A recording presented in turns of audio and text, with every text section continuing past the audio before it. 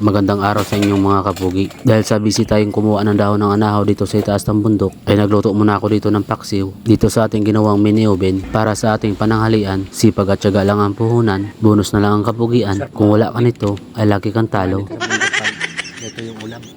Hindi ko na pinakita ang pagkuha ko dito ng anahaw mga kapugi dahil sa kapag dinala ko pa doon yung aking kamera ay hindi tayo makakarami sa pagkuha. Nakita nyo naman yun sa isa kong video kung paano ako kumuha at sumungkit nito. May nakatambak pa ako doon ng dahon ng anahaw mga kapugi. Hindi ko pa yun natatalian dahil sa naubutan na tayo dito ng pananghalian. Kanina pa ako dito umaga umakyat ng bundok. Dumiretso na ako doon para makarami na ako sa pagkuha. At pagdating ko dito ng kubo ay maghahanda na ako dito ng aking lulutuin. Tamban isda ang dala ko pala dito mga kapugi. Papaksiwin lang natin ito at dito lang natin isasalang sa ating ginawang DIY mini oven. Pero bago yun ay kumuha muna ako dito ng dahon ng anahaw. Gugupitan lang natin ito ng pabilog mga kapugi na sakto dito sa ating lagayan dahil dito natin ilalagay itong dala nating isdang tamban. Siyempre hugasan natin ito para malinis naman tingnan at para hindi naman masunog ang ilalim nitong ating lagayan. At tinapalan ko lang ulit ng isa pang dahon ng anahaw para kumapal naman. Nalinisan ko na itong isda bago ko din dala ito sa taas ng bundok mga kapugi. Tinanggalan ko na din ito ng laman loob. Ang gagawin ko na lang dito ay lagyan ng mga rekado. Kaya nagsimula na ako dito maghiwa ng kamatis. Isang peraso lang ito. Naghiwa din ng isang buong maliit na sibuyas. Tapos ay nagdurog ng 4 na perasong bawang. Nagbalat din ng pinutol na maliit na luya para sa pampatanggal ng langsa. Imbis na suka ang gagamitin natin itong pang-asim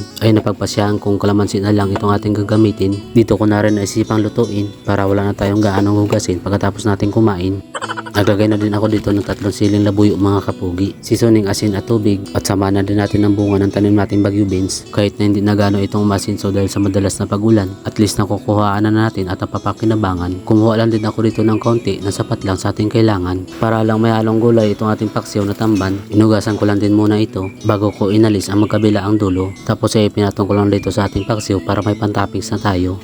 Sunod naman ay tinakpan ko muna ito ng malinis na dahon bago itong takip ng kaldero para hindi amoy usok pag naisalang na natin ito. Ilang beses din ako nagbaon dito sa taas ng bundok mga kapugi. Kaso kapag kumakain ako ay minsan ay hindi ko naubos itong dala kong kanin. Siguro nakakawalang gana talaga kapag malamig na itong baon nating pagkain. Kaya naisipan ko na lang magdala dito ng kanin mga kapugi. Tapos ay magluluto na lang dito ng ating uulamin para kahit paano ay mainit na itong ating kinakain. At habang inaantay kong lumakas ang apoy doon sa ginawa nating DIY mini oven ay tinignan ko muna dito yung ating tanim na upo at may mga bunga na din ito mga kapugi at naglilitawan na rin ang maraming mga bulaklak kaya hindi na rin ako nagtagal dito dahil sa nag-aasikaso tayo dito ng lulutuin nating ulam. At pagbalik ko dito sa ating kubo ay malakas na din itong ating apoy kaya kinuha ko na dito yung ating lulutuing ulam para maisalang na ito at makakain na tayo. Ang diskarte ko naman dito mga kapugi, ipapatong ko lang muna dito na mayroon pang apoy. Inintay ko lang ito na magkaroon siya ng unang kulo at hinanda ko na itong takip ng ating DIY mini oven para kapag narinig natin itong kumulo ay atin naman kagad itong takpan para mamatay na ang apoy sa loob at init lang ng oven ang magpapaluto sa ating paksiw. At kumuha na rin ulit ako dito ng dahon ng anahaw para lagayan ng ating kanin kapag tayo na ay kakain. Nagpalit na din ako dito ng damit mga kapugi dahil nabasa na tayo ng ulan kaninang umaga. Habang kumukuha tayo ng dahon ng anahaw dito sa taas ng bundok, inugasan ko na rin itong dahon na lagayan natin ng pagkain. Habang nag-aantay tayong maluto itong ating ulam ay pinipwisto ko na yung makakainan natin. Pinakamada ko na rin dito yung nakuha natin ng anahaw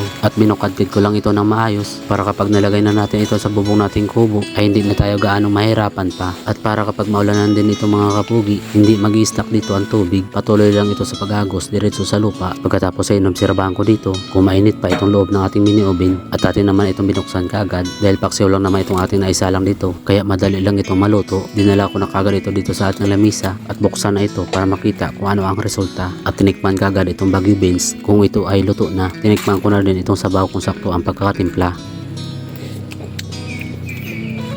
Sarap.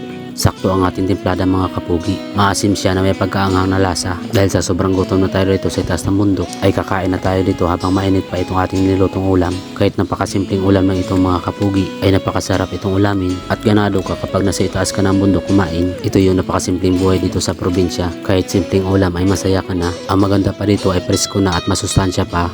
At kung nagustuhan nyo itong aking vlog mga kapugi, pa-share and like naman itong aking Facebook page at pa-comment naman kung saan nakaabot itong aking video. So paano mga kapugi, kain po tayo.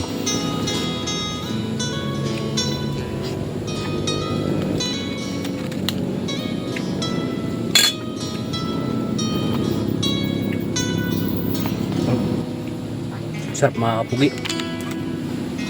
Sarap kumain dito sa bundok pag ito yung ulam.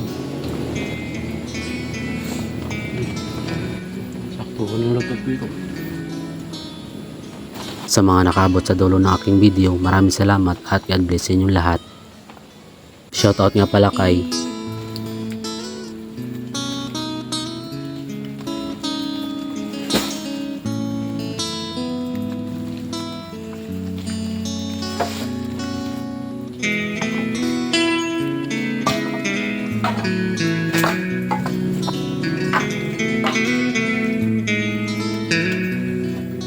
at yun lamang po mga kapugi, maraming salamat.